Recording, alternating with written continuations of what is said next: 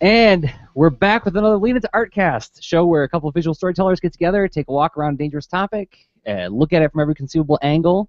One of us sees it in multiple dimensions, we pick it apart, and then we walk away with something hopefully useful, something that we can put into action at the end of the day. My name is Jersey Drost, cartoonist and teaching artist. The other host of the show is... Hey, I'm Rob Stenzinger, UI and game designer. And we have a guest today, an in-studio guest. So, longtime listeners of the Lean Into Artcast will, or rather, people who support us on the Patreon, the patreon.com/leanintoart, have no doubt encountered this name before. This is Rachel Polk. Hi. Rachel Polk, cartoonist. What else do you do? Colorist? Your personal slave. This is to say of your production assistant. No, come on. I suppose you are the one that gets me coffee rather than... I do! I bring you coffee, I bring you you granola bars, I check on you. But you're my production assistant. Yeah. And you are the production assistant on, and check this out, Rob.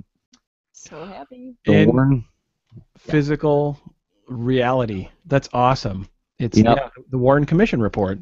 The Warren Commission Report, a graphic investigation into the Kennedy assassination by Dan Mishkin, Ernie Colon, and Jersey Drost. And this is the book that we've been... What's funny is, like, we've been working on this for several months now, and like, when I got the galley, this is a pre-pub copy, so it's in black and white. It's not the final edition. But when I got it, I was like, do I want to show this to Rachel? Because she might open it up and go, oh, I remember how hard that page was. I remember how hard that page... And sure enough, she opens it up, she's like, oh, that page sucked. Oh my gosh, this one hurt. Oh, hey, you never fixed that thing on that one page. Way to go. It says uncorrected proof. So, yes. But it comes out in stores in September. You can pre-order it now. Hooray. And then you are also the colorist on the upcoming Captain Seriously and the Supermaster Sentinels, a book that they do every year. I hope you're having fun doing that. Oh, yeah. And then... it's definitely been an experience. Oh, how so? Oh, it's just my first book doing cell shading. Yeah. So, like, rather than painting and, like, doing everything. So that's fun. Yeah. Like, doing all the coloring. But, yeah, you're doing the flats and the final colors on it. Yeah, we got to unbox that experience when we're done because we've still got 2 books to go. We're wrapping up 1, and we got 2 more to go. Oh, yeah, I know. And then to complete the introduction, she's also a cartoonist in her own right. She has 2 books out now, which you'll be able to get at Kids Read Comics this summer. I do things. Yeah, kidsreadcomics.org. What Your Cat Does When You Can't Find Him. So what's this one? As the title says, what your cat does when you can't find him. If you're a cat owner, then you will know that cats will not be found unless they want to be found. So it's just kind of a small, it's a mini comic that I made about what they do when you can't actually find them. So, like, it'll be hiding your laundry at the top of the staircase, and at the bottom of the staircase is a very disturbing thing. For those who are watching the video, it's a darkened stairway with a cat at the top with evil demon eyes, and at the bottom of the stairs is a knife taped to the bottom of the stair. That tells a little bit about your humor. That's cool. That was really awesome. That's amazing production values in the mini comic medium, in my opinion. That's great. Oh, thank you. Yeah, she fully digitally painted the pages, and even though this is printed in black and white, she did a special thing where, like, when one of the pages where the cat's at a rave, she hand colors them for people who buy them at shows. So pick it up at Kids Read Comics. Cool. And then the other book that she has, which you can find on your Tumblr. Yes, I have that one online. And this is Melvin the Fat Bird. Yes. Which is a story about a bird that poops on a kid's head. Yeah. That was the pitch we decided on. And you can read it online at mercurywhale.tumblr.com. And your portfolio is at rachelpolk.com. Yep. And you also do lettering. Gosh, you do it all now. Hooray! So I'm accomplished. And we should almost. when that could even be curveball, Rob. Is like, when are we accomplished, right? Okay. What were you gonna say, Rob? I see the pencil. No, well, I'm really curious. I mean, so you're mentioning a lot of the things that you're currently working on, Rachel. Is that something that you're looking to land some more work on, or is your plate short term kind of full, or what? Oh, okay, cool. Yeah. I mean, good to know. I like working for, like, I'm not just working for Jersey right now. I'm working for a couple of different people, and like they're all so different. They're all Yes. very, very different experiences, and Hmm. I feel like, if I didn't have all those different experiences, I wouldn't grow in different ways. So You are, I have to say that you are a super trooper when it comes to this stuff, and I've talked with you off recording, Rob, about like how impressed I've been with how professionally and eagerly Rachel takes on challenges. oh shucks. But because we still haven't even talked about that convention experience that we had together, where we went to that convention. Have you told Rob about Cat Rock? Yeah, I told Rob about I Okay. told Rob about the convention, and how some challenges happened, and then I looked at you and I said, hey Rach, you don't have to come back tomorrow if you don't want to, and you looked at me and you said, like, just very earnestly, you just like, no, I want to try some different stuff, this is an opportunity to experiment and play with our table presence, so why don't we play with it? You said that, not me, Yeah. it's and like, there's not that many people to laugh and point at you. so yeah, so I'm always impressed by your attitude about this stuff, but yes, Rachel is a freelance production artist and colorist, letterer, and I can't say enough good things about the work that you've done for me. So, well, shucks. but yeah, you're also, the things you're working on now besides the stuff for me is also, you're under NDA because it's published work. Yeah. Yeah, it's going to come out in stores. So One day. well, We can never finish them. it always seems that it seemed that way Oh with my the Warner gosh, Report. that book took so long. I mean, It how felt many like pages was it? 144. Yeah. It felt like it wasn't going to end, but it did. And here we are. We're holding the thing. Got the artifact. We're done. All right. I don't want to monopolize time. If people enjoy this banter that we're doing right now, we do on the Patreon page, leanintoart.com, or no, patreon.com/leanintoart. Rachel and I started doing a microcast called Fabulous Secrets, where we're doing like workday wrap-ups and reflecting on things. And we just complain for half an hour. Well, you complain. You complain. I interview. Yeah, that's accurate. So anyway, we've got a system for doing this show, and we usually start off with a curveball, where an intellectual warm-up exercise where we try to answer a question without an answer. And I'm going to give you one last opportunity to use yours, Rob, unless you want me to use mine. You know what? I'm gonna put mine back in the oven. Okay. So I'm calling you out. I can pull it out done. I don't think we'll get salmonella from it or anything, but I see. it One could day use it will be a little- delicious cake. Exactly. It's like a really long-term cake. All right. Well, I'm going to broach a topic that we actually did talk a little bit about on the Fabulous Secrets show, but I want to unbox it with the three of us here, get three different perspectives on this, and it's an open-ended question. And I'll start off with an anecdote. So this Warren Report book, of course, I'm walking around with it all day today, right? I got it yesterday, and I put it in my bag, and I'm carrying it around. I'm like, I got my artifact of all this hard work, and on the spine it says Michigan Cologne Droz. I'm like, how cool is that? Never thought I'd get to see that. And so I'm showing it to people, right? And I'm showing it to some people who are like really excited for me. I'm showing it to other people who, they don't understand what I did. They're like, well, Good for you. well, a little bit, and one person in particular is like, hey, I really like the way you drew this character. I'm like, well, actually, Ernie Cologne drew that character. I drew these other elements, and I contributed to some of the character work, and I did like the layouts, which if you get the galley, which you'll be able to get at ALA, it has some of my sketched layouts in the back, and it actually walks through the whole process. But when I said that, well, actually, Ernie did this and I did that, I could see the lights just turn off, and it was just kind of like, oh, you're not the artist. And I was like, oh, that's disappointing. And this is something we all face, right? This is something that happens to all of us in the creative arts. There are some people who get it, and there's some people who communicating to them what it is that you're doing and why you're excited about it, it's a little bit tricky. So my question for the panel is, how do you deal with family and friends' reactions to your chosen path? And Rob, I want to start with you because you have been notorious about trying to sum up, what it is that you do and communicate that to others. And that ties into our topic today, too, this whole idea of, like, packaging your style. It's what I found is that for me, I'm stepping back, like when I would initially try to explain, hey, here's what I do. It involves, thinking of, well, I would emphasize different parts throughout different times of my time doing this, right? Where I would talk about maybe the technology. It's like, you understand this and you put a thing on a computer and then you can interact with it. Or it's like about, designing how something looks and then being able to see that in the finished product. Or it's about thinking about people and how they use stuff, and all of a sudden, like, then I just keep trying to find ways to do that, and eventually I realized, like, answering that question for me now has to do with understanding where their connection might exist between me and that exact person, not a general person, but that exact person that's asking the question.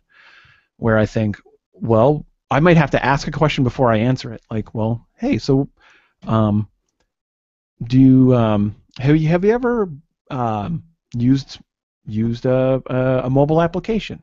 Have you used one that you like or one that you don't like, and notice different things that were kind of puzzling or whatever? So I try to, like, dive into that and to uncover, like, well, it's exactly that pain point that I try to understand and design around, and then work with, then it's a try to just disappear in a puff of smoke before I screw up the explanation of what I'm trying to do or what I do. But if I can find that really, really fast, that run. Yeah, exactly. I talk fast and run, and ideally there's a cloud behind me. That's how all my interactions go. Is I talk really fast, then, like, panel 2, I'm at the top of the tallest tree.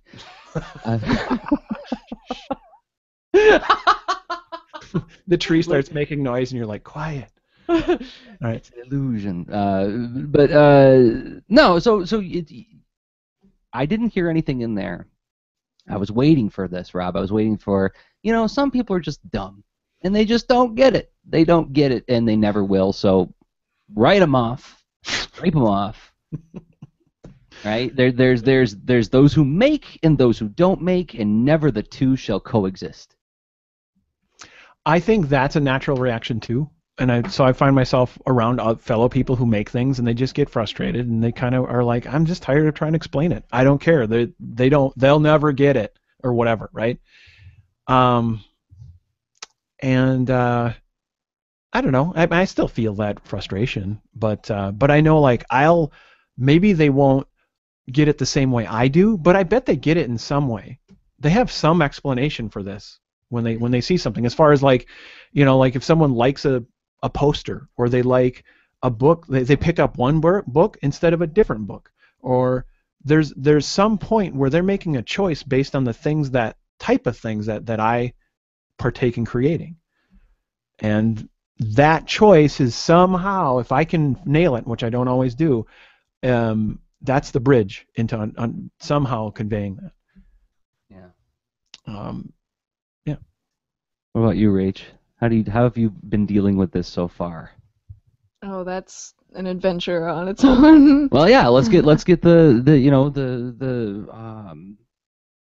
freshly wet behind the ears freelancer's point of view. Like, what would he struggle with this? What's the struggle? That's, I think, is the interesting thing. That's what Rob delineated for us. Yeah. That it's not easy. He didn't give us and it's fine to be angry about it. Like, I'm talking about this after years of puzzling it out or whatever, right? I mean, yeah. Anyway, it's that. Yeah.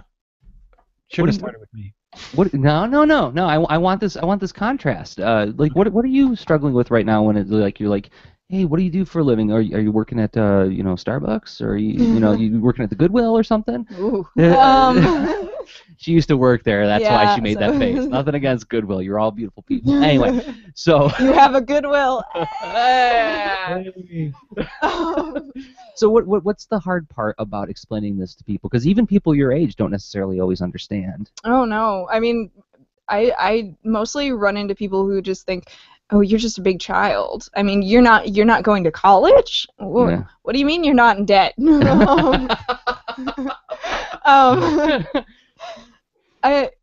I mean, it sounds like, I'm a 7-year-old who's like, hey, I want to play with toys all my life. I want to stay a kid, and like they think that I'm just stuck in a childhood, and especially because I'm so young.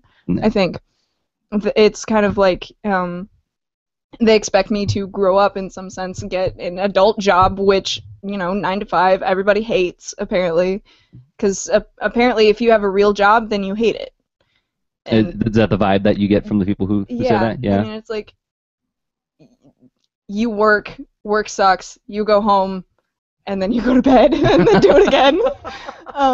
Where, like, I mean, this morning, like, I got up, nobody was home, so I was just like, well, I could work. Yeah, that's fine. I'll just work. Yeah. And so I knocked out like 7 pages.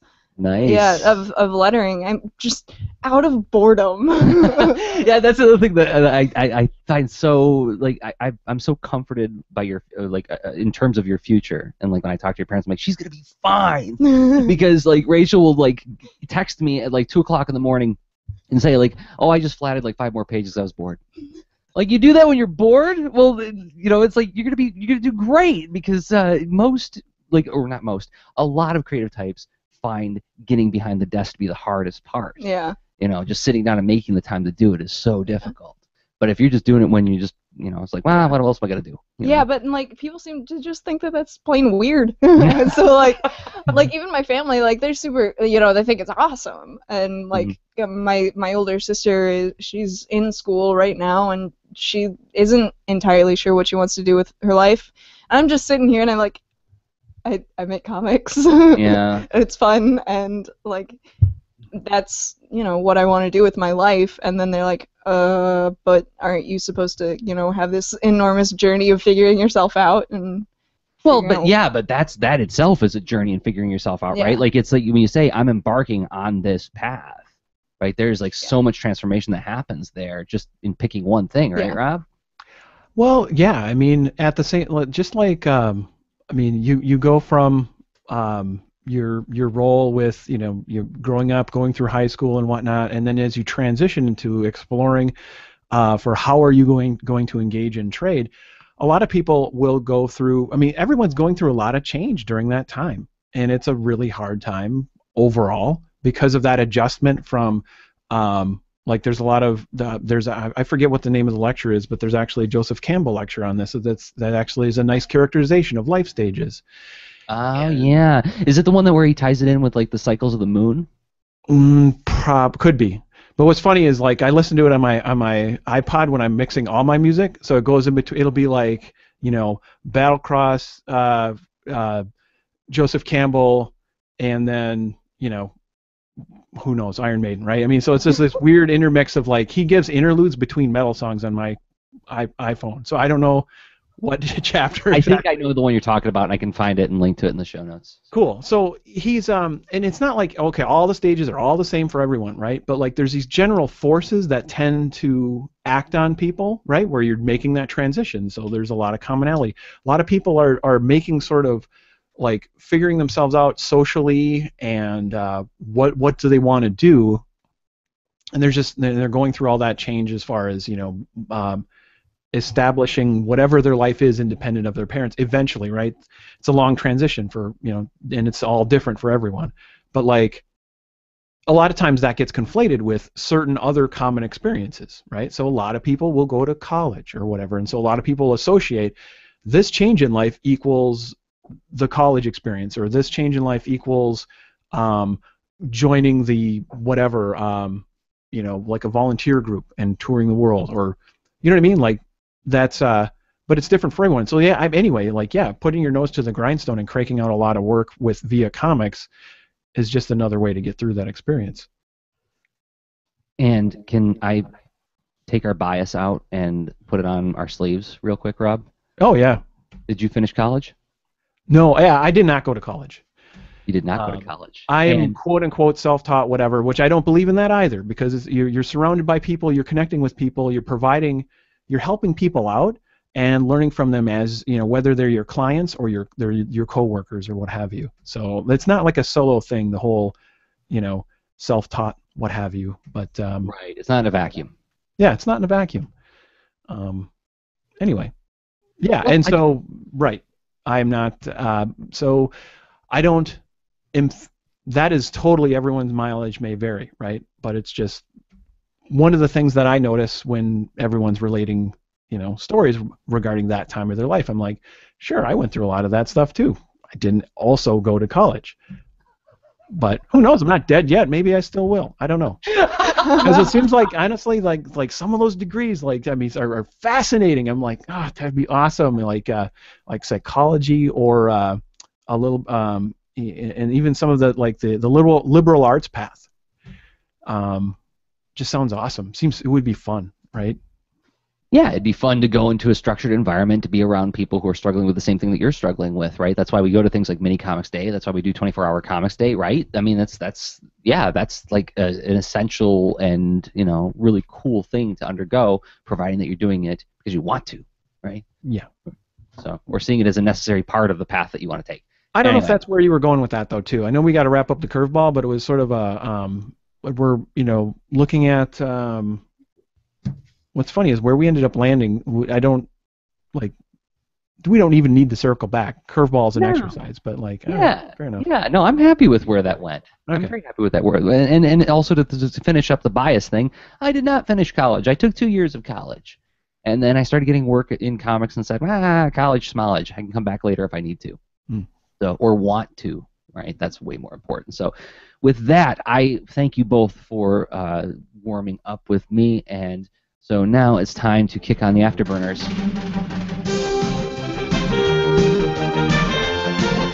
We go 10,000 feet up. Look at the topic in abstract from every conceivable angle. See if we can go down to the quantum level. Unfold some of those weird little quark things and see what other kind of dimensions we can find in there. And the topic this week, or this episode, is style. I went back through the episodes, Rob, and I couldn't find an episode where we really just focused on just this whole style thing. I know we've come back and forth to it a bunch of times on the show. No, I mean I think we've touched on it in the under the umbrella of sort of finding your creative voice kind of stuff, and so it's come up, but it's never. I don't think it's gotten its own focus as a topic. I don't think so. And one of the reasons I asked you to be on, Rachel, is because this topic was inspired by language I heard you use. What did I say? No, it was, and I forget where we were. I don't know if this was at Free Comic Book Day or if this was someplace else, but I heard you say the words, I haven't been doing this very long, and I'm still trying to find my style. Right? Do you remember saying that? Yeah, and I don't remember where it was either. Well, it doesn't matter where it was, but I'm wondering, if we could start by saying, what did you mean by that when you said? I mean, styles always change. Right. You're always developing, but I guess there's a point where you change a lot quicker. I guess, if that makes sense. No, it doesn't. No, I can't words. No. I'm squinting my eyes, saying elaborate. Yeah. Elaborate. I went through in high school, I did comics more on the side where I was pretty much just focusing on the more realistic side of art, and that was inspired by my mom because she was an artist, and so she was always having me draw, and as I got older she wanted me to do more of focus on anatomy so that you get everything right. Sure. And I mean, it's a fantastic base. You need to know that. Yeah.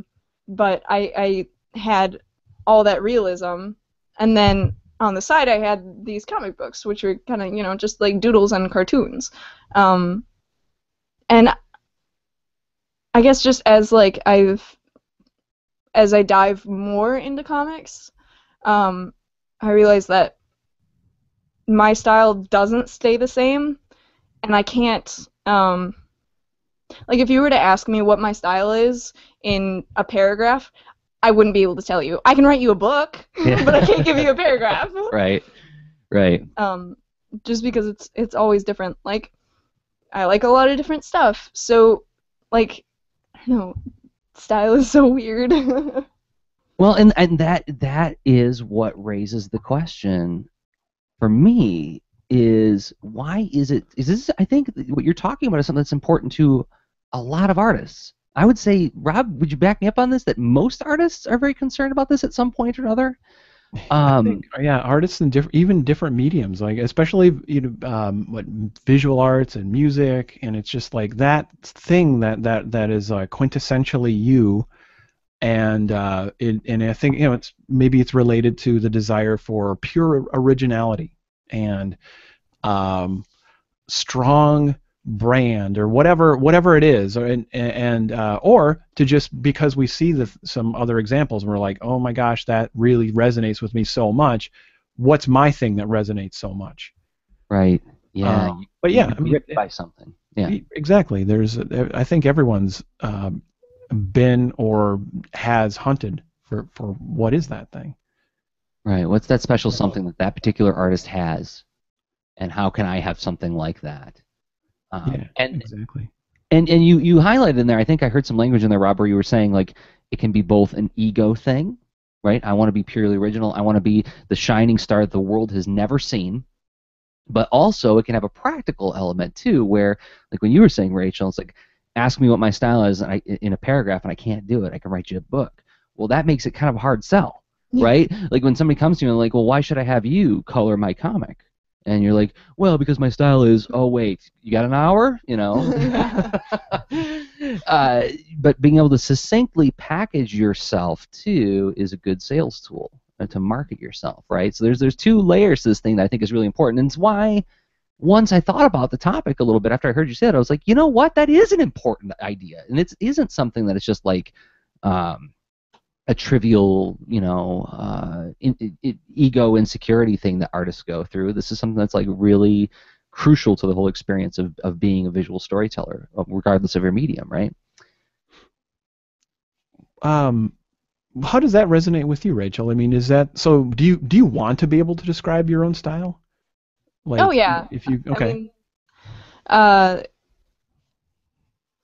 I guess yeah, like you were saying, there's the desire to be unique, to be your own personal thing that nobody has ever seen before, and that thing that defines you. And somebody can pick up a book and say, "Oh, you did that.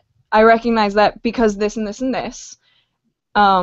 And you always do this. This is your style. Yeah. I mean, everybody wants that in their work, I think, at one point or another. Mm-hmm. What are you picturing? Is it the topic of the work, or is there something about it? Like where could you point to that thing that you're hoping you can describe? I think, well, for me personally, it's more in the artwork, like my specific artwork. Like I mean, I guess I want to be able to like pick up a drawing of mine and point to specific things and be like, this is my style. This is what defines me in my artwork. And that's really hard to do. But what's interesting about what you just said is what were we talking about? Oh, I think it was on the way to Free Comic Book Day. You mentioned something about villains and a certain type of villain that I tend to gravitate towards. What was it? Do you remember? We were talking about how certain villains suck, but also some are absolutely amazing. Like we were talking about the robot devil from Futurama. That's right. Yeah. That's right. And so we're talking about Futurama in the car, and on the way to Free Comic Book Day, and you brought up the robot devil, and I said, oh my gosh, I love the robot devil because he's one of those villains who knows he's a villain, but says, so what? I'm a villain. I'm enjoying the role. Like he's like playing a role and he's enjoying it while he's doing it. But it's like this kind of like meta-aware villain thing. Mm-hmm. And then when I said that, you were like, well, yeah, you do that a lot in your work. You pointed out a couple different villains that I've done in my books. Like you like Monster Arc in the Captain Seriously books. You got the Brigadier General in the front. I'm like, yeah, I do. So let me pitch it to both of you guys. Would that not be an element of my style? Like a gravitation toward a certain kind of character? I'd say so. That's got nothing to do with my art style, though, right? Yeah, but it's part of your storytelling. Your storytelling is your art style. Ah. Well, I mean, so there's some message. There's some symbols you're bringing into your art. So I suppose we're not just talking about the visual qualities, right? Where it's subject matter, way in which you convey the subject matter. Yeah, so it's like what the things you like to tell, right? Yeah. but also the way you tell it. Now, I wonder if we can unbox this whole the way you tell it thing, because it's got to be more. At least my gut is telling me it's got to be more than just the lines we throw down, right? Yeah. It's like oh well, he uses angled lines. That's his style, but also like for instance in Melvin, like so there's a scene where these rotten kids show up, right? And we see that they all look pretty mean and rotten, and then they do something bad to the bird, and look at how the style of the way that the characters are drawn changes. Use a different symbol, right? They get more abstracted, right? Oh, Suddenly they got stick figure legs, and suddenly the kid's face, the main kid, is like all twisted up and like really, bangs and like clawed hands. But going back, right? Yeah. They're rendered in like a more like solid cartoony style. Cartoon tube bodies. Right. So and I would submit that probably part of this style is your comfort with oscillating between different symbol systems, right? Like Ernie Cologne's stuff in the Warren Report, like his style changes drastically from page to page. Like at certain times he'll use like a very photorealistic illustration style, and then he'll switch to more cartoony, like even within the same page sometimes. Like there's a shot of Lyndon Johnson, which is in this sketchy photorealistic style, but then like right beneath rendered. Okay. Wow. Yeah. Okay. And then when you look at the bottom there, yeah, like you see it's like a more looser style. So I don't know. I mean, I would think that so it's this weird giant bag of the illustration style you choose, the comfort you have switching between whatever kinds of illustration styles you want within the work, using it intentionally, and then also the kinds of ideas you like to communicate through the work, right? Am I missing anything here, Rob? Kind of. But is there? I suppose what I'm hearing and what you described. Tell me if this is missing anything. But it's like this. It's like assembling a toolbox of qualities of the work that one could observe. But maybe that doesn't also get at the sort of like your intent behind it, right? Because you can have a grab bag of tools, and so people can use a visual, like a symbol language that is incongruous. Like I don't know. I've used this example before because I should watch more things, but I'll bring it up again. It's been a while. Captain Harlock and the Space Captain Harlock and the Endless Odyssey. You have not mentioned this in a while. It's been a while, so yay. But let's see. Anyway, in that series, there's a interesting juxtaposition of incredibly simplistic yet deformed abstract characters that are like they come up to like Captain Harlock's knee, right? But they're an adult. They're in fact aged adult and all sorts of different ages, what have you. But people in that sort of symbology typically. No, and they play with your expectations with that. But like versus like Harlock, he's like this lanky, old, but like youthful hero, swashbuckling, whatever. Anyway, but like there's it's these juxtaposition of styles, which like you could pick the it takes watching enough of the series as an observer to because I couldn't get this from just looking at a poster. I could just see the different styles, but absorbing enough of the writer's voice is in this work where it's all of a sudden there's this bigger context of like, oh, you're playing with and against my expectations on these different visual symbols, right? Where super tragic stuff happens to like these little cute people, and I don't know, and so like, isn't that part of the voice, right? And so it's like now you got me thinking. I'm wondering if we've misnamed the topic. And I don't want to get into like a semantic thing where we're gonna like argue like a bunch of Let's try it as an exercise. No worries. But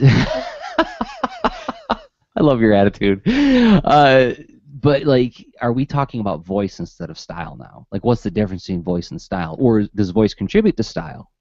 Right. I look at it as we showed up in a nice wooden horse that said style on it, and we popped out and yelled voice, right? That's okay, right? Well, Or I don't have this could be a meism, dude. Like seriously, steer me back. I can do no, no, on no, and no, off. no, no, no. I mean, because I'm just realizing now that I don't really have those two words distinguished in my mind right now. Right now, they seem completely interchangeable. But give me 24 hours, and I might have a place to stand on this. But for now, I'm going to operate on an interchangeable basis. I'm ambivalent on this one. That we could be talking style, we could be talking voice, because I would say my voice is communicated visually. So it's the ideas and the way I express those ideas visually. That's my voice, right? But I mean, if we're going to talk about marketing talk later on, which we are going to in the on the ground section, then you can't go to a publisher and say, my voice is such and such. You say my style is such and such. So maybe it is a semantic thing. I don't know. Sure, and so but consuming enough of a story that's expressed in your visual style, there's more information being conveyed. That don't those two things influence one another and then form the overall? But okay, so Rachel, what do you think of this as far as do you think it would be of service, and then maybe how would it be of service to describing your style? To say like this is why I do the thing, and this is how it looks, and how they work together. This is why I do it. Let's start with that. Why do you do it? Well, the easy way out is to say because it's fun. Yeah. Well, it is. And that's a cheap answer. I mean, I guess I'm all about cheap answers, right? You know what? No, that works. But then, as far as okay, so you let's see, that'd be the why. And so, do you think it's like that? Like maybe that's enough, right? And would that help the conversation in trying to describe your style? Yeah. How does that help you if it does at all? You and your impossible questions. Yeah. You're rude. Can you tell that Rob and I are both educators? Jeez, guys, it's like you're teachers or something. When we were at that convention, and Rachel asked me a question, and I looked at her and I said, I don't know. Can you? What do you think? And your gentleman friend who is with us, I don't even know how to say it these days, but he looks at me and he's like, oh my God, spoken like a true educator. I'm like, well, is that how it's supposed to behave? Anyway, that's an interesting point. I wonder if we could. I don't know. Let's think about it. Trail, stop it. I don't know how many times a day I say that. I don't know. Let's think about it. What do you Same think? here. I feel like I'm back at school. But okay, but this is an interesting question. Your reason for doing it, how does that inform your explanation of what you do, right? Yeah. Man, that is really difficult. And it's okay that it's difficult. I mean, Yeah. that's why we do this thing. Yeah. This is fun to think about. Because I can tell you, for me, I mean, so okay, this will be a good opportunity to plug my friend Greg Schiegel's show, the Stuff Said show. I was interviewed on it, and I'm not often interviewed in where I'm actually the subject of conversation, where I'm not inserting myself like I do on this show. But one of the things we broach on there is why I chose to do comics for kids, and I kind of talked as I was trying to go through my life story and everything. I said to him, "It's well, I had an experience when I was 10 where I was gripped by this thing, and I knew when I was a little bit older, I want to do that for the next generation of kids. I want that kid in that little rural town like I was that summer night in 1985, I want him to put my book down breathlessly and say, I want to make comics someday. I want to give that experience to somebody. So I've got the reason why. I've got my audience. I've got my, my description of what kind of stuff I want to make and why.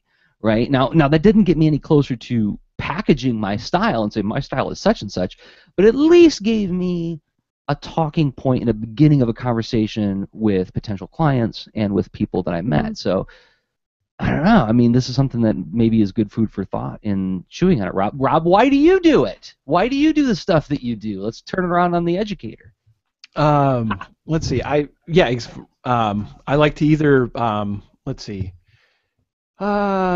have people resonate. It's kind of like it's either metal or fart jokes, basically, right? So on the metal side, I want the skateboarding on fire skeleton to be whipping ninja stars at, the whatever, a skydiving guitarist, right?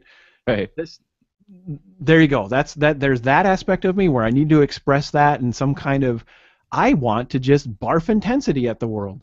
And then there's this other aspect where it's like, I want to just make this super cute little kitty, and I just want that kitty to just make someone tear up with like joy. And then or sometimes then I'll have the kitty fart. And that's it. There you go. So you spoke entirely through Perfect. metaphor. Thank you, Mr. Miyagi. And there's our Karate Kid reference for this episode. All we gotta do is mention "He who shall not be named" until there's a good reason to mention his name. Take a drink, and then we will have our drinking game complete for this episode. Excellent. So I think that's a good place to walk away from, and go on to the next thing, because it's just this idea of understanding why you're doing what you're doing, right? And that's a topic we've come around and around on. But I think that there is a practical application of investigating the why you're doing. If the first, maybe what we've done here, Rob, is we said, if you are unsure of what your style is, perhaps one of the first places to go investigate is why you're doing it in the first place. Right. And another thing I think Rachel mentioned earlier, which is the things that you love. It's like, well, how are they showing up, and versus other things. Right. And what kind of frequency are they showing up? Right. Because the next question I had for you guys is, how, when you spot in other people's, Rachel, when you're looking at somebody else's work, you're like, that is so them, right? This is such a regular show moment that this happened, right? And that wouldn't happen in any other show. How do you know when you spot it? Like, can you like describe that quality of that observation? Oh my gosh. Yeah. Toughie. That is really difficult. You know it when you see it, though, Yeah, right? That's yeah. the weird thing. Is like, you know it the moment you see it, but then like when trying to explain. How did it get ingrained into my mind? Right. It's not just a repetition thing, right? What, Rob? Well, I mean, are we actually asking a regular show question? Because, Yes. because to me, part of the voice of that show has to do with a deep, sometimes ironic, sometimes sincere love regarding 80s artifacts and 80s culture. Yup.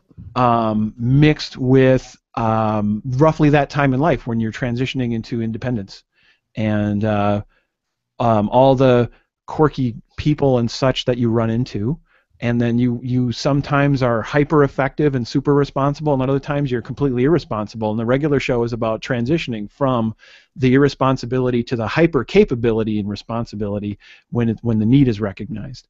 We're showing that your potential to go beyond, and not just fall off the planet during this life stage, you'll make it to the next one.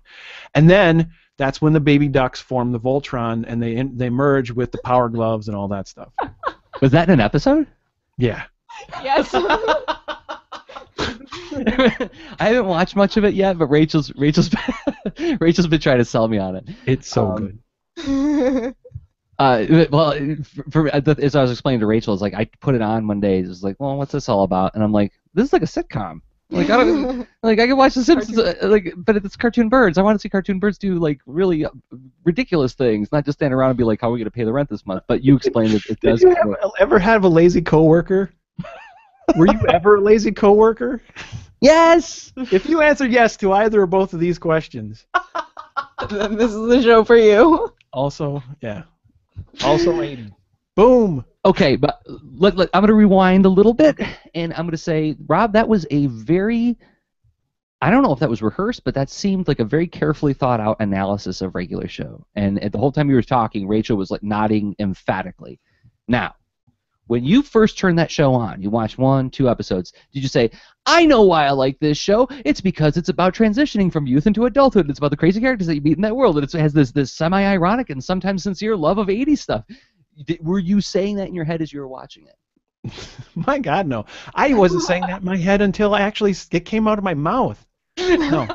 I have actually been wondering why. I'm like, I look at the show and I see the tropes and whatnot, and I'm starting to identify them. Like, that's one of the reasons why I reread things, because so I can actually, I want to see the kung fu.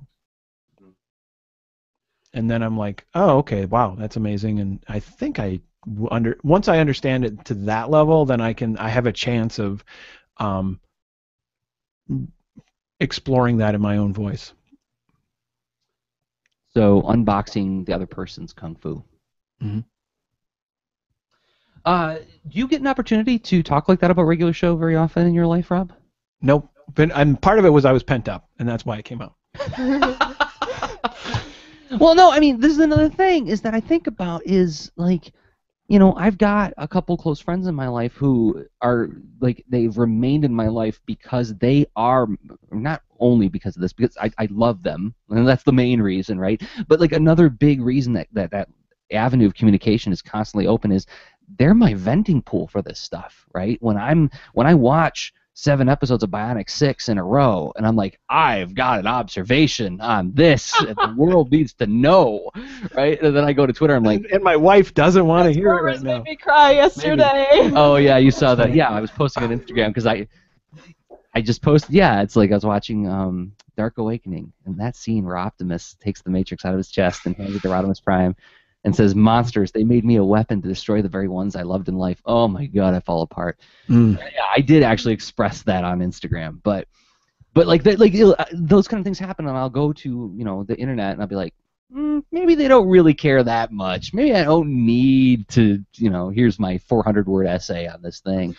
But I've got these friends where I can talk about this stuff with them. What if you don't have that though? I mean, like, because like what you just did there with regular show was enough to sell me on it. You packaged its style for me, right? You packaged its aboutness. Cool. I wish I could do that on purpose more often. That's good to know.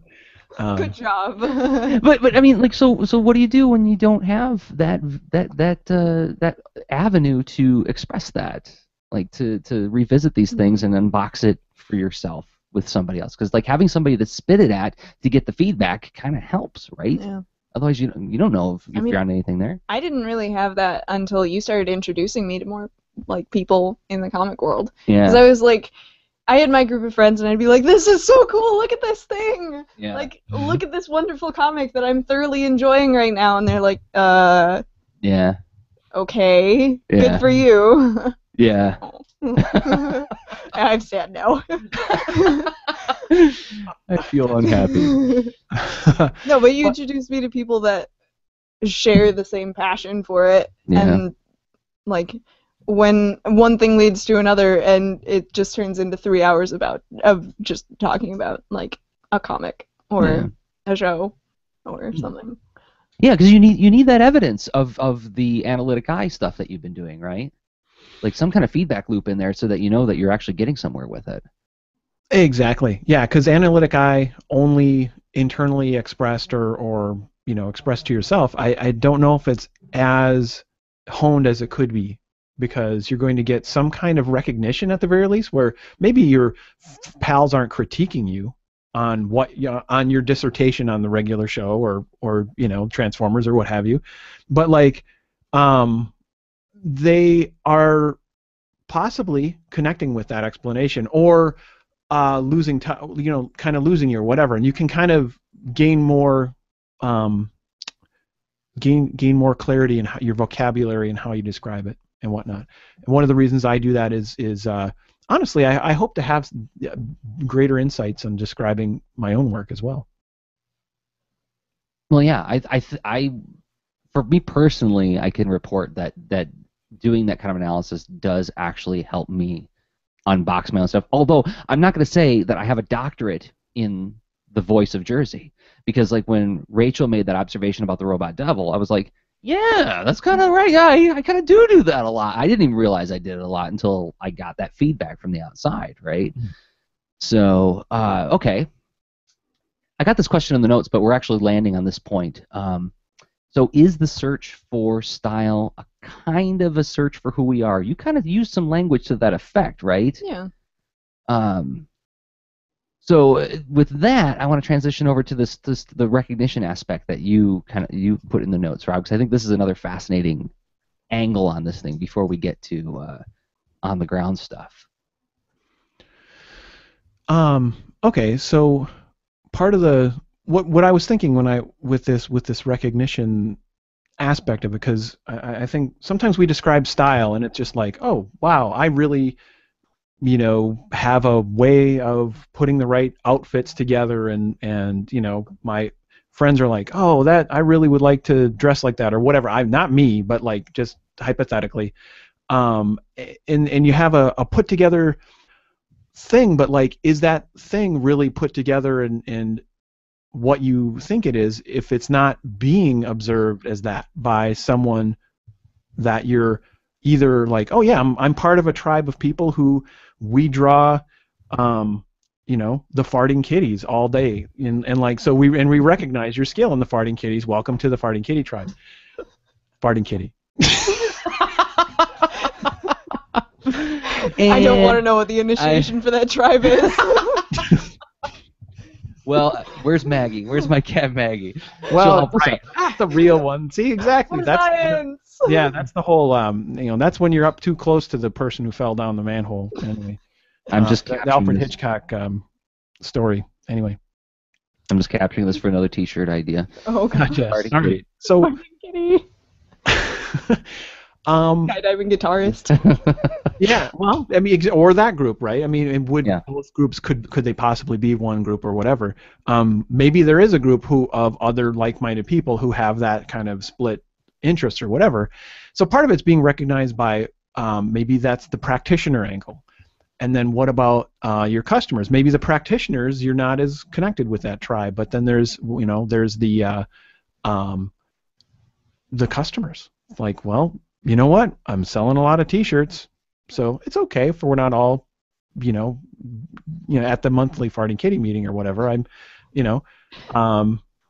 doing great, and I'm okay with that or whatever, because the clients are providing the evidence of my, right. ability to trade. Client comes to you, and gosh, we talked about this on an extra lean, which you can also get on the Patreon site. Everybody, we'll link to it in the show notes. But there was an extra lean where I was kind of grousing about how I wanted to get I got a gig, and I was in, like, the gig was kind of like out of being right place at the right time, and I was really happy about it, but I was like, but part of me also wanted it to be, you, Jersey Droz. Me? Yes, you're the only person who can fix this problem. We need you and only you, because you're just the right man for the job. Oh boy. There's this sense of when the client comes to you for sorry. Somebody got excited. By the way, Rachel, back me up. This is exactly what my classrooms are like, right? Oh my gosh. Yeah. Him screaming and jumping up and down like. But and lots of questions. Yeah, but where was I going? Oh, but yeah, there's this kind of being recognized for the unique value proposition that you have. Yeah. Right. Yeah. Here's the Rachel Polk style. You're going to pay a premium for it because I'm the only place you can get it. Right. Yeah. Well, that was something that you asked me. Like a couple weeks ago, we sat down and just kind of talked about, like, where do I want to be 5 years from now? What do I want to do? Like, what is my goal that I want to work up to?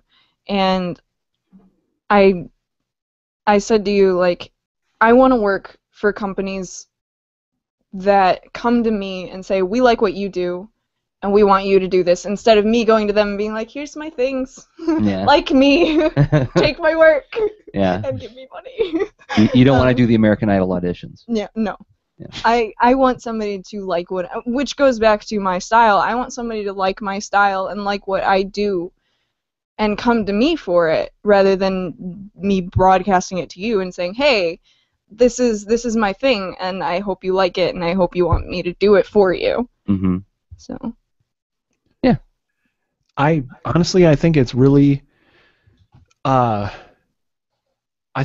don't know. I mean, I don't have I'd be curious to hear what the leaners think as far as is this it's my impression that this is a fairly common thing where people do want to be recognized for that. Mm-hmm. And I think there's an inherent, like, sort of business weakness in that desire, because by wanting that, I think it puts us in a position of waiting for it. Yeah. Potentially.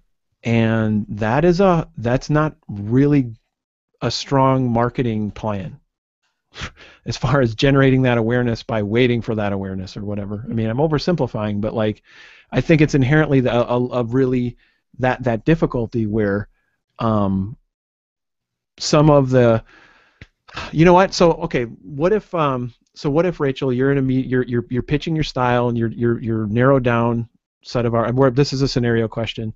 And you're one of the last couple artists that are being selected for a project, and there's you notice they're seeing something else in your style that might be why you closed the deal. Does that matter? And how would you deal with that? And I'm curious. I don't know. Sorry if that's it. I can No. So like you're saying, like you close the deal with a gig. It's getting close. It's getting really close, and they like you think, well, it's like, well, I'm showing the things that what are your words, like, as far as, or what would you expect that client to be recognizing in your style? Right. And then I'm just saying, like, what if they were just a little bit off center and they were like, oh, but I see a thing or whatever. What do you think of that? How do you deal with it? They're recognizing you, but it's not the exact thing you were thinking. Yeah. They recognize you for. So like, what if they don't recognize you? What if they're recognizing something else that you didn't anticipate that they would recognize? Like the way you draw hands, right?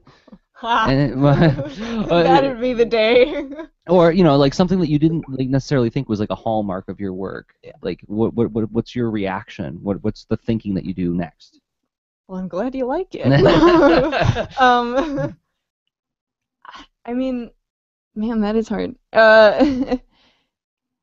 Like, is that something where you would say, here's like two options to think about? Is like, is this like, well, I better put more work into that because that helped me close the deal, or, is it time to ask yourself, is this an area where they're giving me a signal that maybe I don't want to work so much in there because they're noticing something about my work that I'm not necessarily terribly crazy about, right? Yeah. Or here's a way to frame it up. And Rob, correct me if I'm misinterpreting your question here. Like, somebody comes to me, and this has actually happened. They're like, "Oh wow, we noticed that when you did the front, you really did not cringe from backgrounds. You have no problem drawing really complex backgrounds. We got a gig, and we want you to do like all these technical illustrations of the interiors of cars." Oh. Right? And I'm like, ooh, but the money, but is it something I'm excited about? No, not really, not at all, but the money looks pretty good. And then finally I said no, but I was going to close the deal because I drew technically very well, but that's not where my heart is, right? So what if somebody notices something in your work that's not necessarily something? Rob, did I reframe it? It's that, yep, and yes, absolutely. There's I don't. How does this? It's some of the messy aspect of, like, presenting what you're doing and closing deals, right? Yeah. Someone could recognize something that you'd want them to recognize, and then of course there's the what if, because that could also lead to more gigs along the same line, because that may be their basis for referring you when someone asks them about something, like, oh yeah, those hands or those technical car interiors, or I don't know. So what do you? And they can misinterpret too. Like, for instance, I was showing you some work I did in 2001. Remember the comic book that I showed? Yep. Yes, yes. And I got the gig because I wanted to do comics for kids. This was comics for kids. Was it good comics for kids? It was terrifying comics for kids. It wasn't. It was work that was totally like, well, I need the money, and there was promise of creative, interesting things happening, but then it quickly turned into something that was not as fun to do. So also, like, getting noticed for something you do, like, can lead you to doing things that aren't so fun, right? Without keeping. I think in that situation, I think that I failed as a freelancer in communicating what my goals were for the creative partnership. Right? Here's what I think is going to happen as we work together, and here's what I hope is going to happen. Does this align with what you want to do? I didn't have that conversation. I just started doing what they told me to do, and it turned into a nightmare. Right? yeah. Rachel's making the face of one of the characters. But, so I don't know. This is something Super happy. This is something that you'll have to chew on, Rach. Is this idea of what happens if they respond to something that you aren't as crazy about doing, right? Yeah. What do you do then? Well, I mean, Work is work, right? work is work, but also pick and choose. Because, like, hopefully that's not going to be the only thing that's been put on your lap. Hopefully you're going to have other things to choose from, and you can just say, hey, I'm busy. No. Oh, your youthful optimism. When are you going to get it through your head that life is hard and you are lucky to be here at all, and if somebody gives you a job, you just take it? Oh, okay. Life sucks. Get over it. Yeah, what are you going to do, kid? Tech? Basically, yeah, Jersey is endorsing the fear angle of decision making. Thank you. Obviously, I'm kidding. I don't know. It's interesting that that all of that could end up helping hone how you pitch next time. Basically, it's like, oh, how could you reframe it, emphasize something different, what have you? But can I underline something else you put in the notes that I think was just this is where I emailed you and I was like, oh man, Rob, how do you do it? Because like I'll write out all these paragraphs of stuff and then Rob will go, oh, watch this, pam, pam, pam, and he like types 3 words and then all of a sudden this like pile of dreck I have suddenly takes in like this shape that is like the equivalent of a Soviet sculpture. It's just gorgeous. Very much exaggerating, but that's cool. Thank you. But no, you asked a simple question. Simple question. You said, what tribe are you seeking to be recognized for trade and recognized for expertise? And what I love about this is it's an inverse of something that I was guilty of in my youth is, well, here's my style. I'm the guy who does this. I go to a place, I go to a convention, go to some kind of environment, and I'm like, here I am, here's my style, and this is who I am. What, you guys don't get it? Well, you guys just don't get it. You don't know what's all this awesome inside of me, and I guess I'm just always going to be an outsider because I'm so awesome and you guys don't get it, right? And instead, I could have asked a much more interesting question of saying, who out there is doing stuff that's kind of in this vein? Where are they? Let me find them, and how can I direct my work so that it gets more recognition by those people. Instead of considering myself like the hip outsider, let's try to find the place where I belong, right? Instead of being sour about it. Yeah, and that's like, and I think there's a couple natures of tribes. I mean, some of them could be that would be one based on expertise. You're practitioners. You're on a similar mission, similar enough anyway, where you might benefit from hanging out and talking. Yeah, because then you can have like the good conversation instead of the one where you say like, oh, well, actually, I didn't do that. I've done more of like the background and layout elements, and then you get the, oh, well, that's nice. What do you do for a day job? But it's okay. So let me ask you, Rachel, have you put much thought into this yet about this idea of like what's the tribe that you want to land in? What's the group of fellow creatives that you could spend a weekend in a cabin with and not go completely crazy? Oh, they'd have to have dark humor. Okay, so you got that. Yeah. But what else? What else would this tribe have as qualities? Oh. Yeah, that's not something I've like specifically sat down and thought about. And I'll tell you, it's something I didn't think about very much until very recently. So I mean, but I think it's a fascinating question, right? And you could even be more loosely aligned, where maybe you're not all like in the similar visual style, but maybe you're on a similar mission, right? So where's a good bunch of dark humored comics? Yeah, that's Besides true. at, like every coffee shop. Go to Starbucks. No, seriously, but actually, like, they're, I don't know, like. Where do the farting kitty people hang out? I know. Come to Kids Read Comics this year, folks. You'll get to meet some of them because Rob's going to be there. Speaking of farty kitties. Yep, I'll be representing. Armband. Farting kitty club over here. Armband. Oh man, I wish there was time to make one now. Show up with a farty kitty armband and get 25% off at Rob's table.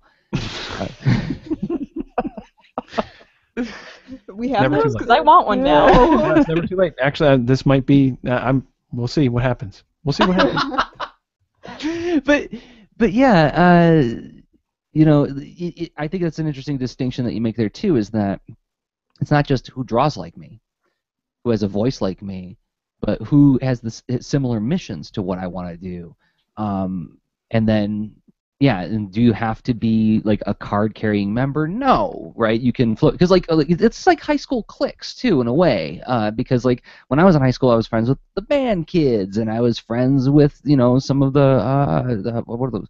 What is that? What group? The debate team, right? Oh. But then also the guys with the long hair who wore the tie-dye T-shirts and smelled really weird, right? They smelled like burning hair all the time, and I didn't understand why. I was friends with some of those guys too, right? So you can have loose affiliations, right? You didn't belong to any particular clique. No. Yeah. Well, your school. Granted, being homeschooled, you didn't really have cliques. Hi, Mom. I'm in my sister's clique today. talking Now to you I'm in my about- mother. What? What's So that? if Mom's not cool today, you just like blow her off. Like, no. But I'm gonna join my other clique. My cat's there. is there anything else we wanted to cover in the 10,000 feet up section, Rob, or should we start hitting the ground pretty soon? Yeah. Oh, let's hit the ground. I mean, that's. I think we did plenty of that. That's I think the meat of this overall. I think we will have some fun tips to explore. But like, I'm guessing that's going to be a shorter exploration compared to like in general. There's a lot of space to explore here, and this is pretty much a 10,000 foot topic. I would offer. Yeah, and I would agree. And yeah, just to summarize real quick before we dive into on the ground is like, what are we talking? What is style? What do we mean by this thing? And I would say that I'm guessing, Rob, our preference is to stay a little bit on the vague side on it, and it encompasses a lot of things. It's got your worldview, the things you love. We talked about that, right? It's a collection of the things you love that you re-express. Like farting kitties. Like farty kitties, like fat birds. But it's also like whether it's trying to replicate that feeling for others or just honoring things that you love, right? Like how many times have you heard people say like this film is a love note to such and such, right? And that's not to denigrate it. I do the same thing. The battles you choose to fight in the design, which maybe we'll talk about on the ground a little bit. Like, what do you decide to, like when you talk about drawing detailed backgrounds versus non-detailed backgrounds, that choice can be made partially or it can be initially made as a practical decision. I just don't have time, right? But it also can be a design decision where it's like, I want this, and we have these discussions when you're coloring the Captain Seriously book. It's like, well, no, this scene really isn't about this, so it's about that, so we're gonna make the color feel like this, or force it into the foreground or background. Right, yeah, and then forcing elements forward and back because that's the element of focus, or we don't need to go nuts with the buildings here because it's really not about location. Thank you. Right, but then it's also another part of this whole thing is the influences you're chasing. Who's inspiring you? Who's grabbing you? Who is giving you aesthetic arrest and making you want to recapture that in your own way? And then also the influences that you're compositing, right? Because one could argue that every artist is just a constellation of their influences, right?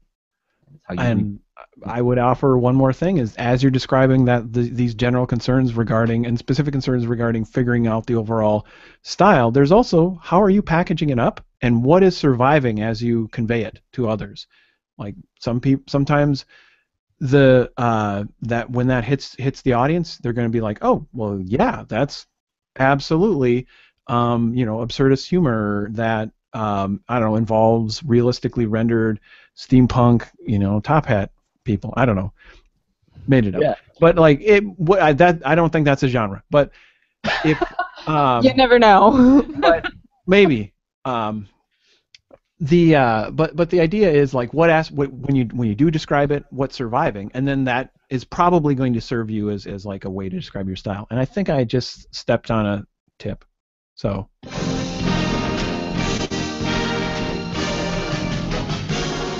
And so with that, we will get to the tips. We will get to the on the ground section where we take all this thinking that we do and we try to bundle it up into, like when you go to a meeting at work and they say, what's the action item? What's the thing we should do now that we've talked for hours on end? You stumbled on a tip, Rob. Would you care to elaborate on that tip?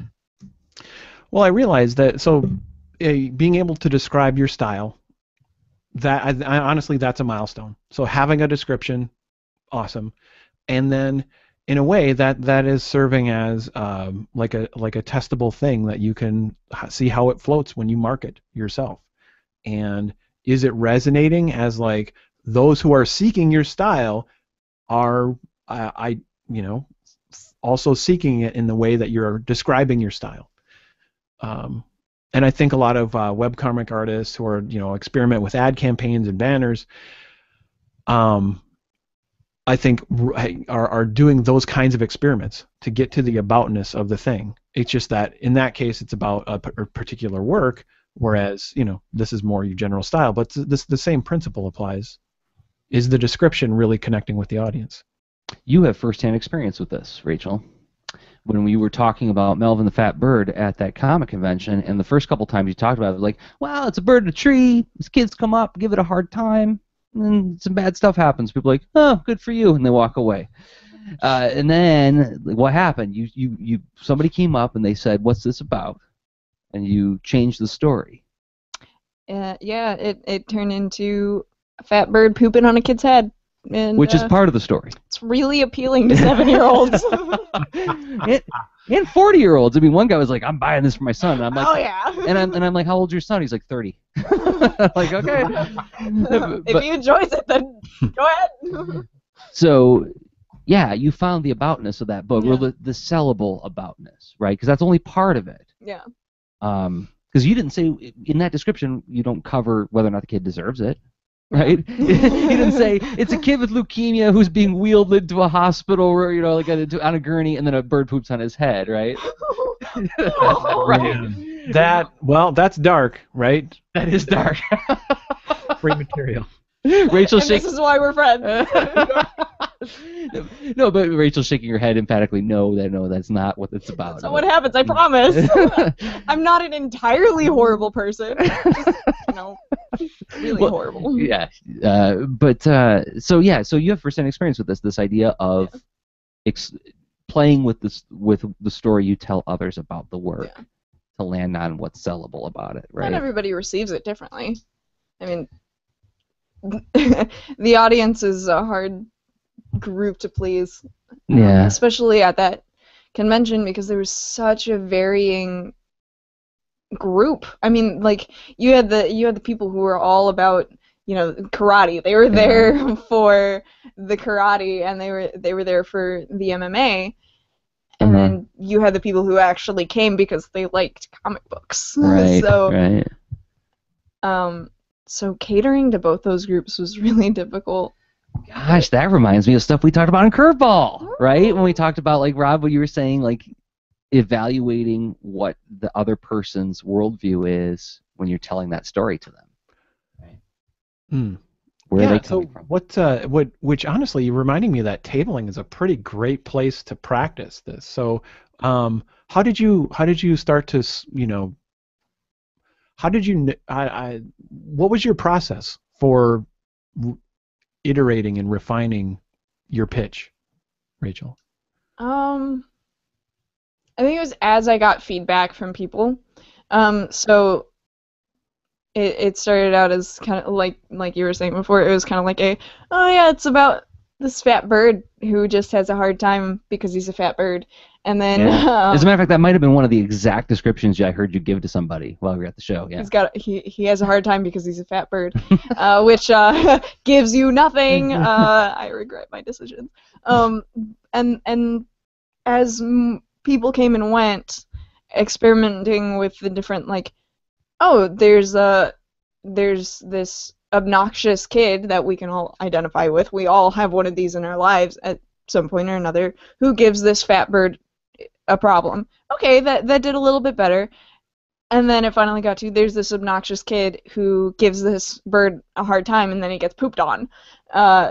People respond. And then that was like, that did a lot better. And then it moved on to, it's about a bird who poops on a kid's head. And I was like, yep, you're good. You found it. And that worked at Free Comic Book Day too. Oh yeah. Yeah. So, yeah. I mean, I'm people just like the cat one, ripping with you. How about like bird poop vengeance story? Perfect. Poop comeuppance. That's gonna be the second one. Comeuppance. Riffing I with might you have there. to like go to the last page of that book and change the dialogue. Change the dialogue just at the to that, because one of the last words that's spoken on that one is, "Oh God, the fecal fire." Which gets points for alliteration. Mm-hmm. But poop comeuppance is pretty good Poop too. comeuppance. All right. It's gonna be like the sticker on the front of it. It's just poop comeuppance. But so what you did was what they call a heuristic, right? Mm. Is like trial and error. You try something, get some feedback on it, you then like, okay, well, let's try a different thing and see how it feels different and see if anybody responds differently. But tabling at a show, right? If nothing else, even if you don't sell much, it's a positive. It can be an instructive experience, right? Oh yeah. I mean, once you get over the totally weird, awkward aspect of like putting your heart and soul on a table and having people walk by and judge it, right? That's. I mean, then it's just then you're once you realize like, wait a minute, it's not that. It's this is the this may not be the karate arena, but this is the pitch arena, right? Mm-hmm. I am finding a way to spar with your attention, and let's see what lands. And so tabling is actually like seriously really awesome, and every single time I've tabled, I've learned a ton about just describing what the heck I'm trying to sell. Yeah. Come to think of it, so. Yeah. When we were at that show together, a guy came up to the table, and I had a stack of my sketches on the table. And as anybody who's followed my blogs knows, that there's a lot of He-Man characters in there. And the guy made the mistake of asking, about some of the sketches, like, so what's so great about He-Man? and you saw what happened, because like that's something that I can pitch because I know really, really well why I love it. And so I started going blah blah blah blah blah. I love He-Man about this, I love He-Man about that. And then like I think I was about 40 seconds in, and the guy was like, "Sold, just give me 2 sketches. This is amazing." And then he like gave me his card. He's like, "I want you on my podcast sometime to talk about He-Man." But having that ability to share your enthusiasm for the thing, right? Like when I thought about that, I was like, when that guy walked away, I was like, I just sold that guy like 2 sketches, and he like had no problem, first of all, parting with the money. Second of all, he seemed really happy when he got the sketches. Why can't I do that better with my own work, right? Why can't I go, oh man, you haven't read the front? Oh man, it's so good, and this is why I love it, right? What's the disconnect there? That's the thing that I need to polish up and improve. But speaking of that, another thing that I think is that, let me ask you guys, when you're boiling down to that sentence pitch of what your style is, what's the packaging your style, how concrete is it? How rigid is it for you? Because you talk about like evaluating the different person's point of view when you're engaging with them, but like how rigid is it in your head, or is it even formed enough yet where you can even report on that?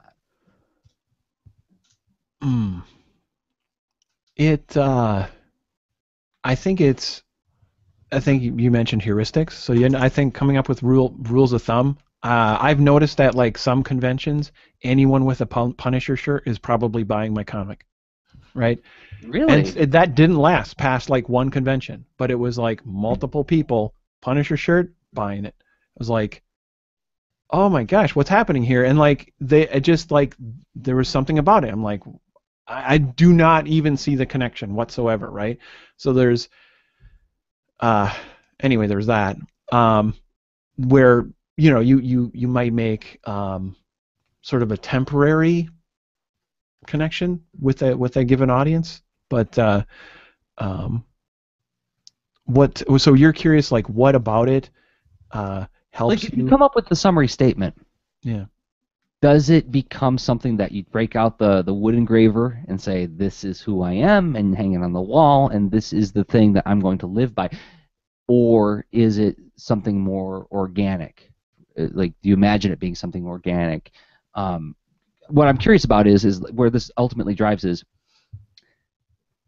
when you come up with that statement, does that statement become the rule you live by, or is it a rule that you create? You see what I'm saying? If it becomes a rigid thing where it's like this is what my style is and this is what people expect from me, now you are living by that rule. Whereas if you say, no, this is something that's what it's a flexible thing. It's something where it's kind of it's Lotus is on the water, and if a big enough wave comes through, it's going to rearrange it, and I'm going to be thinking about my summary statement of my style in a very different way, depending on conditions. You see what I'm getting at here, Rob? Mm-hmm.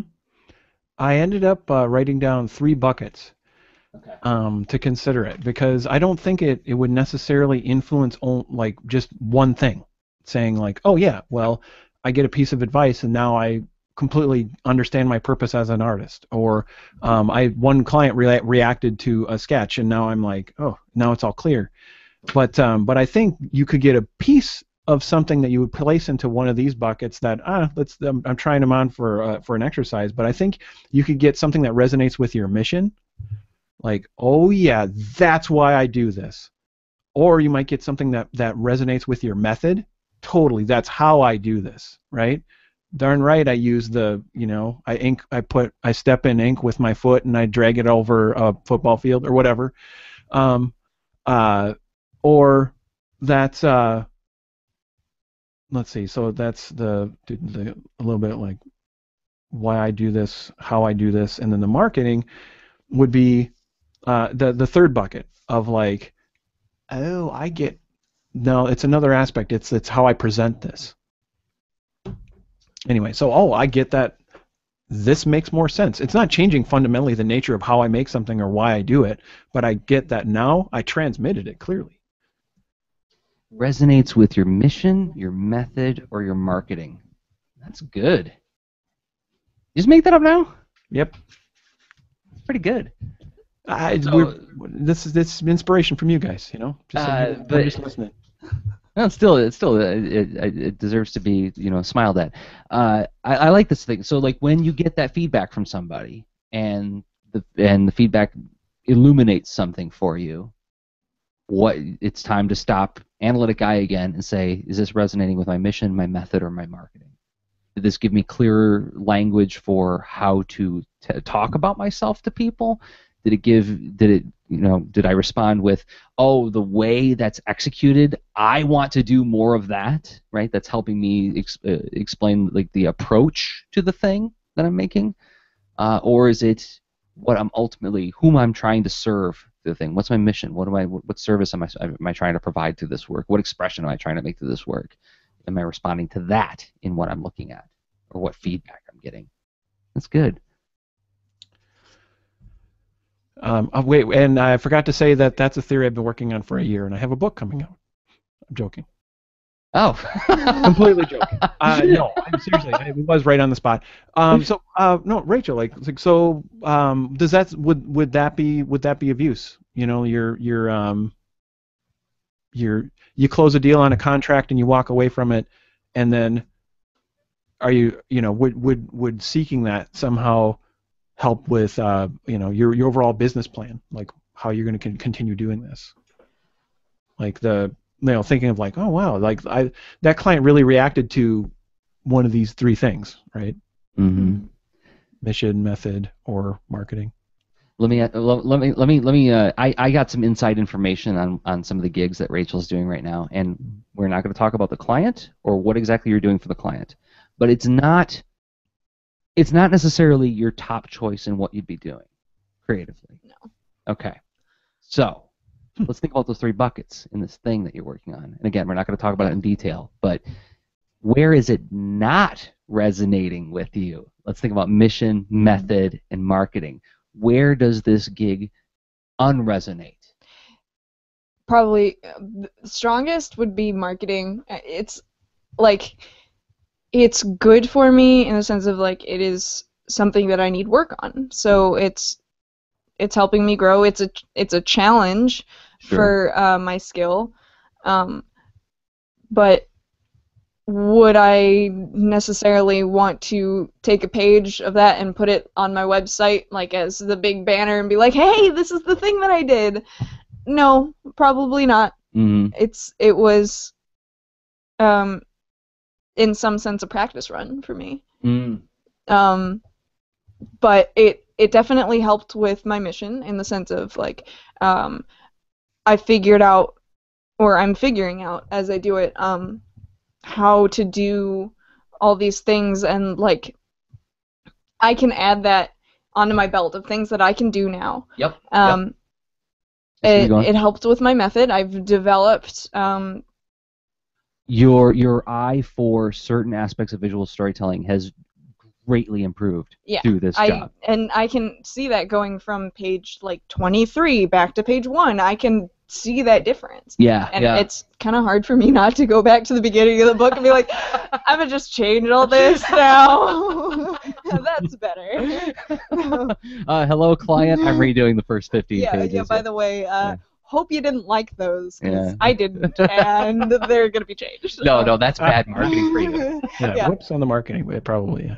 No, but like I'm happy with it in the sense of like it's forced me to grow. Mm-hmm. It's forced me to learn, and it's forced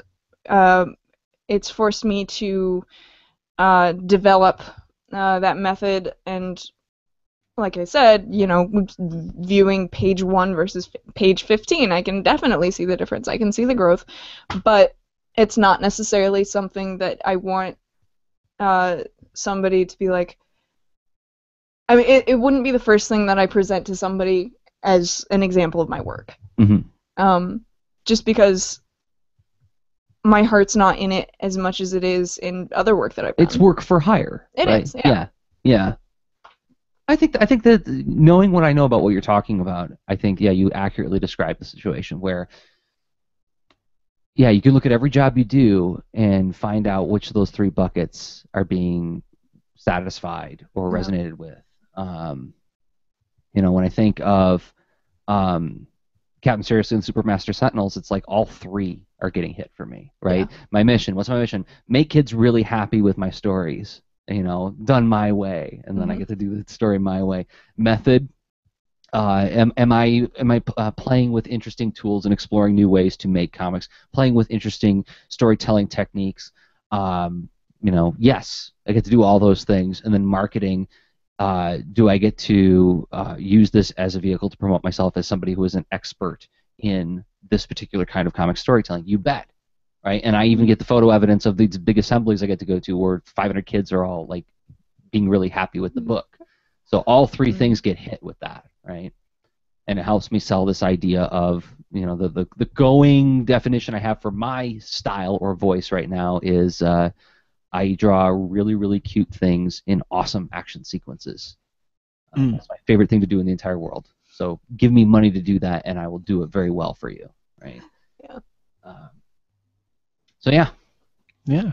That's so let's see. Other and thank you for going on that whole that bucket exercise journey thing as far as so I think there was a lot of interesting potential tips to carry away from it, and I appreciate you guys going on that exercise with the but like I think there's also just, it doesn't have to be as let's see, emphasizing honestly it's probably drinking game level reusable concept, the analytic eye, right? Yeah. Because we get mileage out of it because it's incredibly useful. But then just the other aspects of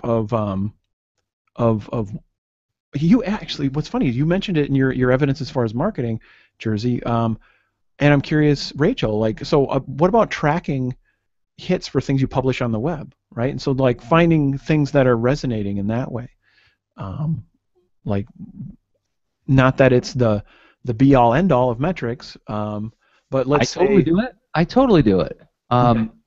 And I've made no secret out of this. Like, I post things to Instagram or to Google Plus or to Twitter, partially because I feel a desire to express. Like, I drew a cool robot girl, I'm sharing it, hooray! But it's also to experiment and say, like, what are people resonating with? What am I getting reactions to? And I mean, like, this is another reason, I'm not to try to sell Google Plus to anybody, but I just like the platform. But one of the things they do is, like, you can, when you share a photo, you click on the photo, it'll tell you how many views it had.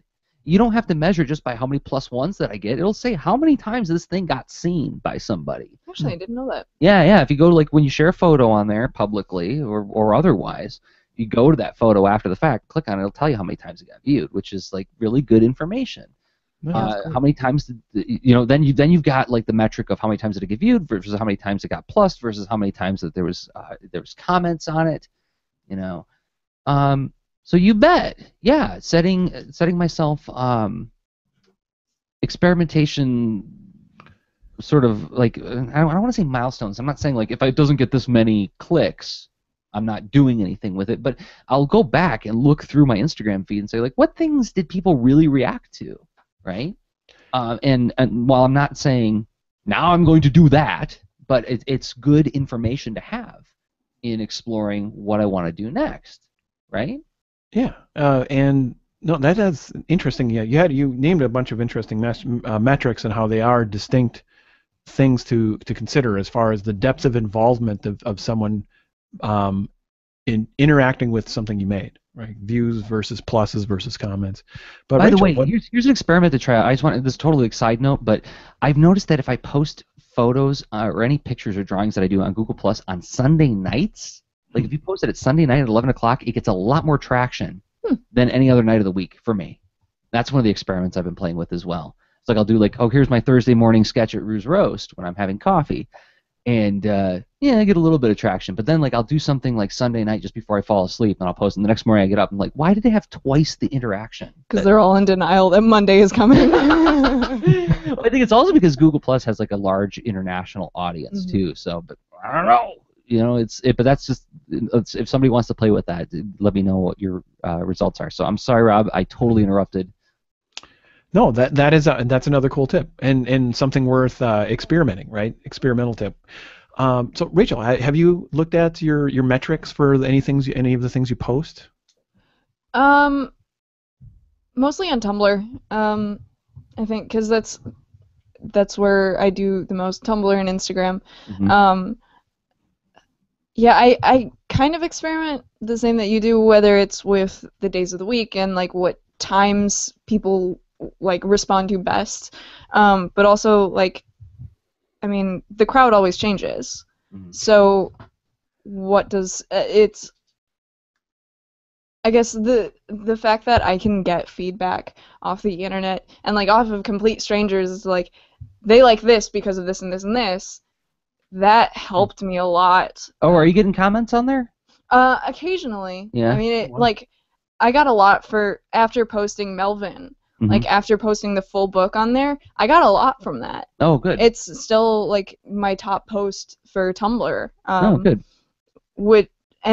This actually goes back to what we talked about earlier, where like bouncing ideas off of other artists and bouncing like your work and getting feedback from all these other people. That helps so much. Yeah.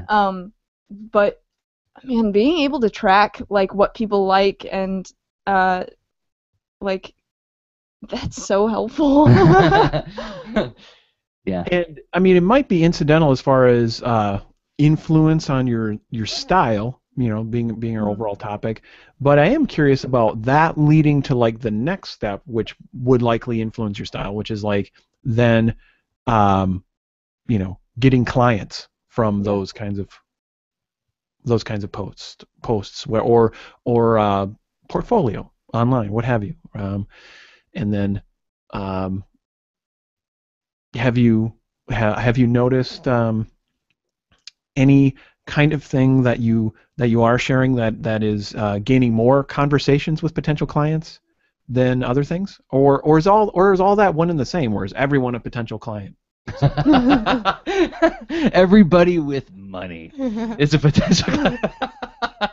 No, but maybe. I mean, you tell me, Rach. Yeah. Like I said, the biggest thing that I've gotten is off of posting that Melvin, like the full thing of Melvin. Maybe it's just because, you know, people don't like paying for stuff. So it's just like I don't know. You haven't put these online or up for sale online yet. Not online, no. And you need to do that. Yeah, then we'll really find out. Probably get an Etsy. Nah. Yeah. But as for what people like the best, Um, No, like have you seen any like interactions that you think could potentially lead to landing gigs yet? You haven't been on yeah. Tumblr that long yet. No. What, Rob? Conversations with clients or whatnot too. I mean, they don't have to be all, you know, you're closing a deal and getting contracts or what have you yet. But are you finding that?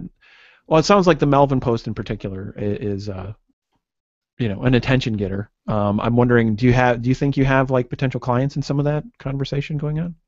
I'm not sure. Just because like I haven't been on it for very long. Like I've had social media for for a long time, but it's not until recently did I start using it for my comic work. Mm-hmm. But So you're still in the process of like getting the word out to Yeah. your peers Yeah. and so on. I mean, like people that I've worked with before have added me, Mm-hmm. and so they like will if it's a tweet they'll like the tweet. If it's an Instagram post they'll like it. Oh, are you getting followed back by your clients? Sometimes, yeah. Like that's good. Dan Michigan actually just recently added me. Hi, Dan. That's right. He is a client of yours.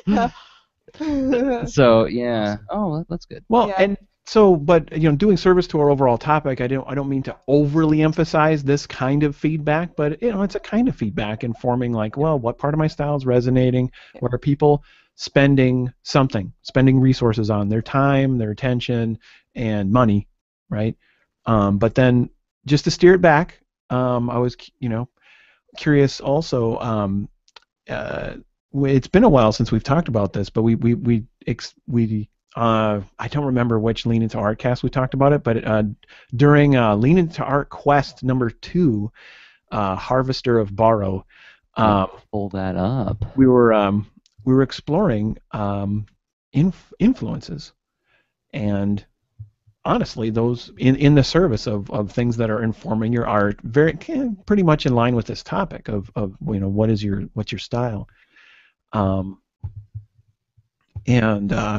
during that that quest, I think one of the, I forget which level, if it was the heroic or what have you, but it was offering up like one great way to explore those influences is the I don't remember I got it in front of me. So who was the one who posted who's the original artist that put up this map, which is basically like this grid that they called the influence map, and it was a nice template. Yes, the influence map template, and the one I found is by Fox-Orion on DeviantArt. And Okay. let me see. Yes. Yeah, and that's the name I have too, but that's probably a handle, I'm guessing. Yeah. Yeah, I'm thinking it is, but I've got it up on the screen. So, the influence map. Let's revisit this. What is this thing? Well, it's this nice set of simple constraints to say insert the artwork of the things that or the artifacts that have affected you that you're trying to channel into your work, or the reason why you do it in the first place. So even if it's not that technique, but it's more the motivation of I'm on a mission because of some combination of the Security Now podcast and Dragon Ball Z. So. But then you would fill in that grid to your own taste, and so and this was back in the days of the not as mini quest as we wanted them to be mini quests, because I know a lot of us spent a lot more time than just a few minutes on this, and but it's a really interesting exercise, and it's a fun set of constraints to see, like, well, what can you fit in there and whatnot. Rachel, have you seen this before? The influence map? Yeah. No, actually. Oh, okay. I think it was kind of a passed around thing a couple of years ago. Yeah. So this is what a filled out influence map would look like. Wow. So you fill it out with the images according to the size of the level of influence, right? So in this particular case, that big square indicates this has been a big influence on me. And then Fox-Orion even put like the city of Boston as an influence, right? Swiss graphic design is a big influence. Boards of Canada is a smaller influence. Packing up and moving is a smaller influence, right? And so then he or she goes on to actually explain the 11 pieces in the design. So we did something similar to this with Lean to Art Quest 2, Harvester of Borrow, right? So the normal quest, and this is an opportunity for those who have not taken this quest yet to go on the quest, right? If the topic is interesting to you, it's like here's the normal quest, and this is at leantoart.com/quests. We'll link to this particular quest in the show notes. Name a creative work and a brief note of how it affected something you made. Link to the creative work if possible and the thing you made. And the heroic quest is write a paragraph or more about the thing that inspired you, what you made from that inspiration. Including visual storytelling is totally optional, yet totally welcome. So you're making a comic or something about it, right? Mm-hmm. And turn in the quest. Tweet a link with your to your post with the hashtag LIA Quest 2. So yeah, just getting you to be a little bit more intentional and sharing with this, like the stuff that inspired you to do it in the first place, right? So yeah, and it's that I don't know if there really. I have not encountered a particular recipe of like, well, how do you put a fine point on your voice? But this is one of those exercises that's it's handy to gain some insight on it. I was trying to find my influence map that I did a while back around the time of this discussion, the discussion we had with Quest 2. I couldn't find it, but I remember it being exceedingly hard to parse through, okay, well, who are my influences? Because I was like, well, here are my influences when I was starting. Here's my influences like halfway through. Here's my influences today.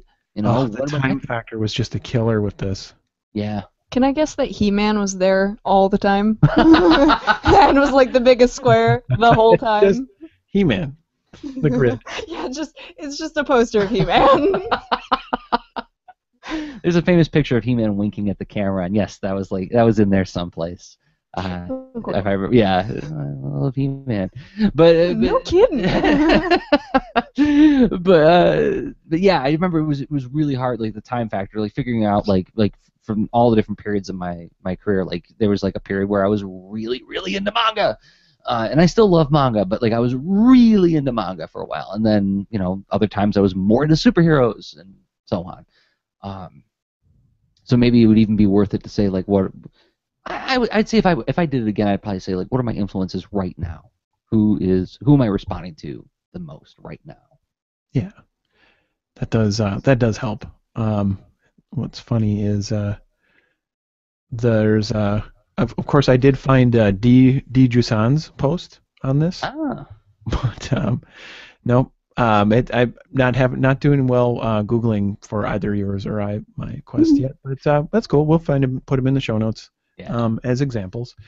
And you know what? I mean, if new people go on this quest, I mean, we'll totally take a look at it and talk about it on the next episode. Yep. Just when you tweet it at tweet either Rob or myself, so that we'll be alerted to your contribution. Cool.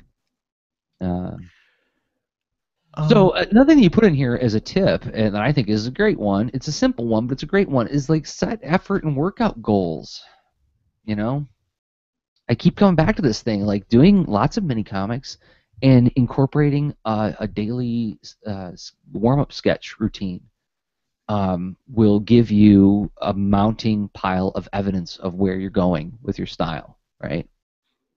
It accomplishes so much. I mean, it gets you warmed up and limbered up for the day. It teaches you tools, right? It's like, this is how I learned how to draw with the brush pen. This is how I learned how to draw on the Galaxy Note tablet. I get to pick up new tools. I get to get myself creatively limbered up for the day, and I have this mounting body of evidence of where my style is going, right? There's a lot of things that the simple workout accomplishes for you. So did your quick pitch version of how you said you like to draw cute animals in intense action situations, was that something that emerged out of this practice? Actually, yeah, very much so, right? Because like if you look at my Instagram feed, it's a lot of cute animals doing action poses, right? And when I sat down to do, and I haven't been doing this as much as I should be, the warm-up sketches where I was doing like brush pen on Bristol. Mhm. I said to myself, just draw what is easy for you to do.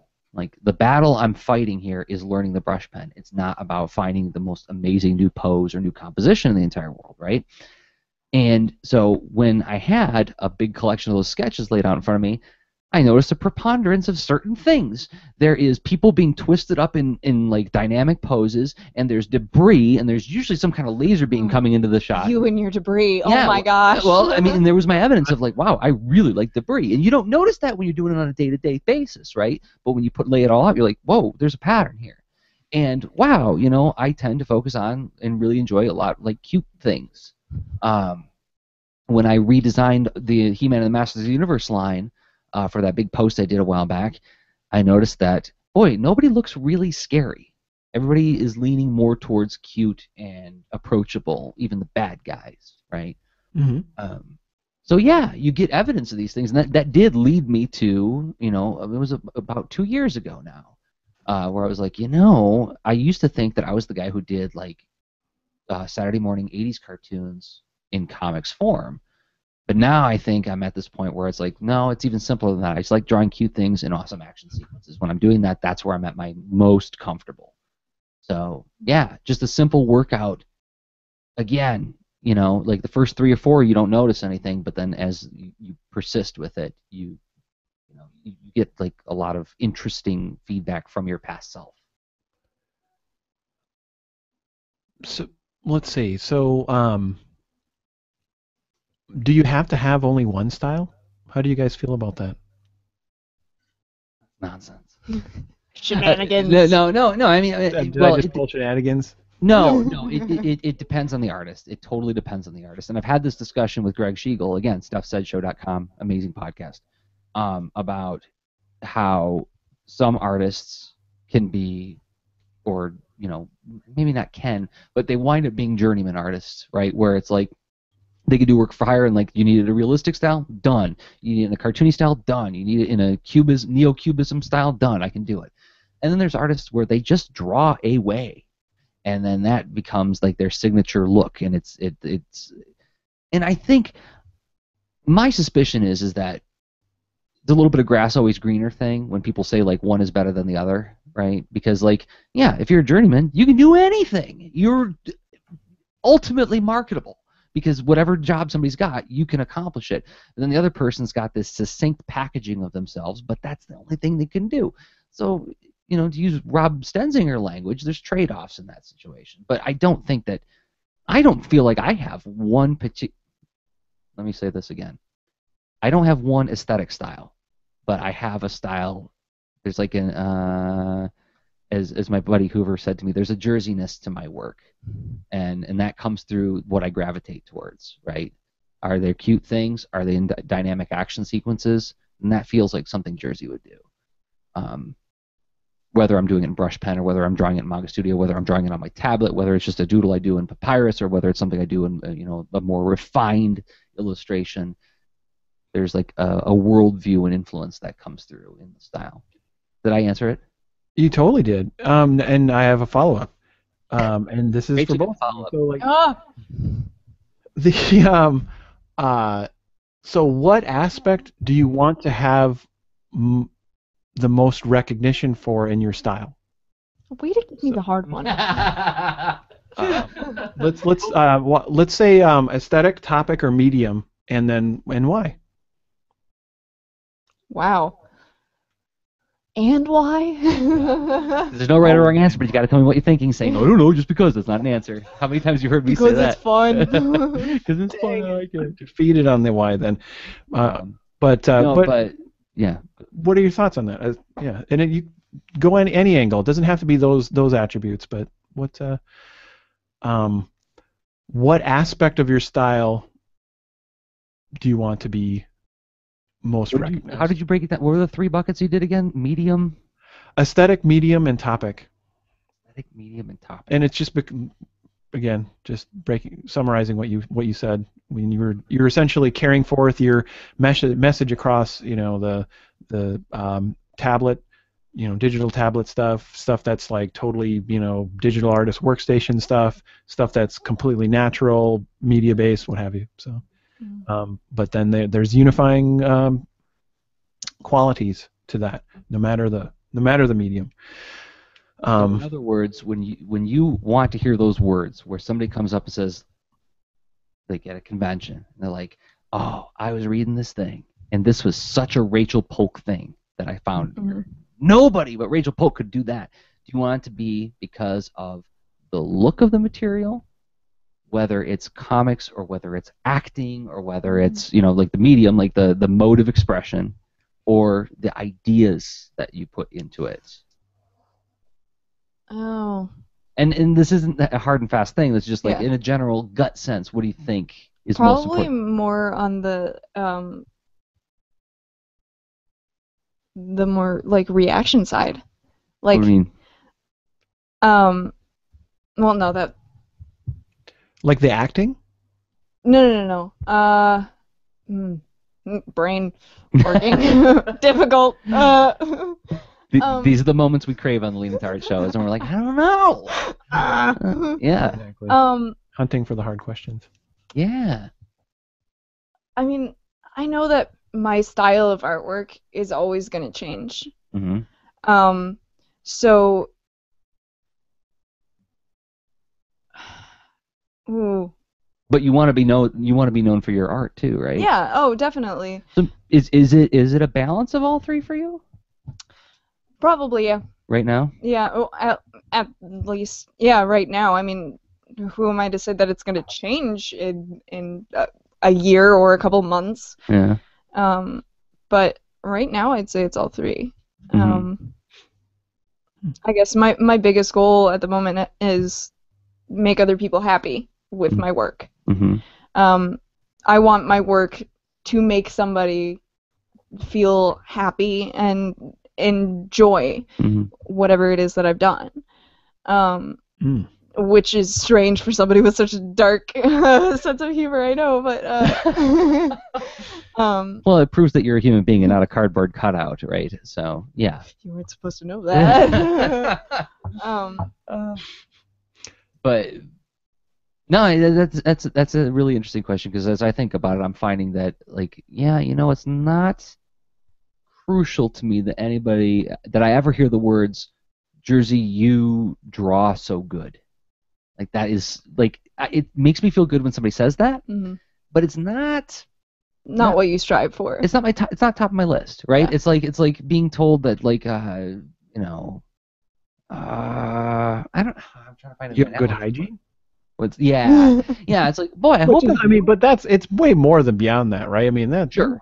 Years to, like, obviously, I mean, and Rachel, you've practiced super hard to gain your skill. But I mean, yeah, I love hearing it.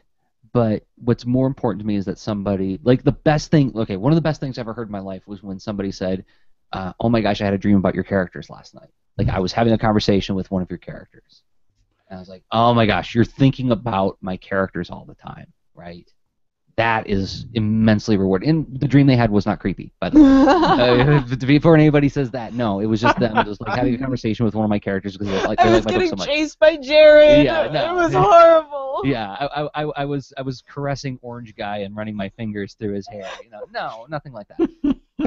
But it's just like the thought that, like, somebody engaged with the characters that much that they were thinking about them all the time, right? Another person made me a mixed CD of, here's the theme songs to all of your characters as I see it, and they weren't songs I would pick, but it was an enormously rewarding expression, like return expression of the thing.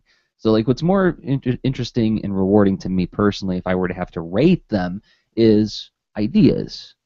And the execution on those ideas, obviously. So, like, medium and aesthetics are necessary for ideas to come through. So, all important. But if I had to isolate one, if I really had to do Sophie's choice, then I'll say, well, take ideas, I guess. And yeah, that resonates with what Rachel said, because you mentioned, like, reaction or whatnot. It's almost like what people take away from connecting with your work. that's what your style is. Yeah. Well, Rob, can you believe that we're almost at the 2-hour mark? I can. It happens. But I honestly, I think it's we walked around the topic, and I think we did land. I don't think we're threatening going beyond the 2-hour mark. No, I'm surprised at how fast it always goes. That's the thing when Rachel and I were doing the Fabulous Secrets shows. Like I'll be like, all right, that was 20 minutes, stop, and Rachel will be like, that's it. You know? Oh, this my one gosh. probably you felt it a little bit more, but Yeah. but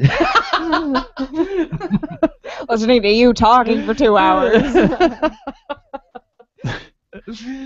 but anyway, yeah, I think we walked around this one well, and we'll look forward to hearing from the leaners on that, on what their tips and tricks would be, and if there's any thoughts, questions, wonderings they have on this topic, we can revisit it at a later time, right? Oh yes, yeah, always. I mean, we like to explore things in either like a little bit of an add-on right after we'll do a quicker curveball and we'll explore a question, or sometimes curveballs provided by the leaners, right? Or there's always extra lean. Yep. Which, if you're curious about what that is, well, you can head over to patreon.com/leanintoart, and you can check out what we're posting there. It's another way to, if you're into this and you want to, be a patron of it and support it, which, there's a easy way to do that. You just sign up for Patreon and select what level of patron you would like to be for this show. And we appreciate it. It's awesome to see that support. Anyway, so thank you for current patrons, and the content isn't locked down. You can just visit it and check it out too. So that's true. It is there for free, so you don't have to be a patron to enjoy it. But we thank those who do support our efforts in making the show sustainable. But you know what? Speaking of ways to make the show sustainable, there's free ways to do it. You can go over to, if you enjoyed this discussion, if you thought, hey, these guys really, to break this question down in a really interesting way, and boy, that Rachel, she is just such a firecracker. I love when she gives Jersey a hard time. That's what I do best. Don't get her started on the AT thing. But yeah, follow my Twitter for more on that. But you go over to iTunes, you can give us a star review. You don't even have to write a review. You just say that this one deserves 5 stars, this one deserves 4 stars, whatever, however you think. You can do it like relatively anonymously. But if you want to write a review, that's even more awesome. That helps more people find the show. If you're watching this on YouTube, you can give it a thumbs up. That helps more people find the show. It doesn't cost you a thing except a few seconds of your time. And then I think that's all we got this time, Rob. I think that is all we got. It was really great to have you on the show, Rachel. And yeah. It was a lot of fun. Rachel, you could be found at Mercury Whale most every place. Yeah, pretty much everywhere. So on the Twitters, Mercury Whale. Why do I keep saying Mercury Whale? What is it about that configuration of words that makes you do that? Mercury Whale on Tumblr. On Tumblr, Twitter, Instagram, everywhere. Right. The social internets. And then if you're the hiring type, it's rachelpolk.com. Yeah, that's my portfolio site. And the next place you're going to be is at Kids Read Comics in Ann Arbor, Michigan. So Kids Read Comics. Super excited. All of us are going to be there. Oh yeah, I mean we got to mention, of course. And I'm excited. I'll be back at Kids Read Comics this year. Super stoked about that. Leading some workshops for us at this free all-ages event in downtown Ann Arbor at the Ann Arbor District Library, kidsreadcomics.org for more information on that. It's a free Comic-Con. Come on. And it's in lovely Ann Arbor, Michigan. It's a beautiful, beautiful town. Most of the time. Except for winter, which is 9 months out of the year. But Rob, except for game days. Oh yeah, and game days. That's right. But Rob lives in Minneapolis, so he's familiar with our weather patterns. I mean, more than familiar, I'm sure. So yeah, okay. Well, thanks everybody for. We have all the below zero that you guys have, and we don't have a pinball Pete's. Oh. That's. Well, looks like we're better. It looks like we're going to Pinball Pete's this June. So. Yes, Pinball Pizza, an arcade in downtown Ann Arbor. Awesome arcade. Where we play Golden Axe. Join us at Kids Read Comics. You can play Golden Axe with me and Rob. Who wants to do that? You do that too. Okay, so now, Rob, thank you for this discussion. Rachel, thank you for this discussion. This will be archived at leanintoart.com. And until next time, everybody, I've been Jersey Drozd of leanintoart.com and Jersey on Twitter. And I've been Rob Stenzinger of leanintoart.com and Rob Stenzinger on Twitter. Okay, bye. Show notes for this episode can be found at leanintoart.com.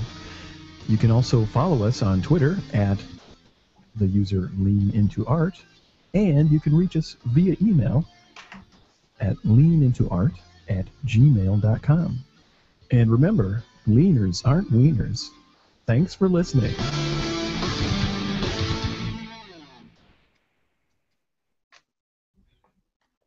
All right. That's a wrap. I'm going to kill the stream, everybody. Thanks for hanging out and watching and listening. Super cool. Thank you. Have a great night.